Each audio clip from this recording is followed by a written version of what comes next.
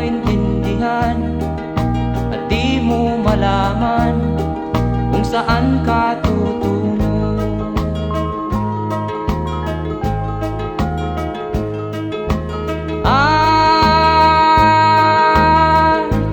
Kung nakamit mo na ang pangarap,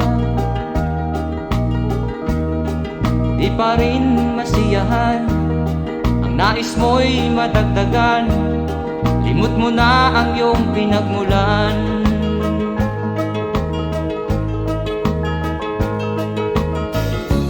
Bakit nga ba ganito? Ang tao'y walang kasiyahan.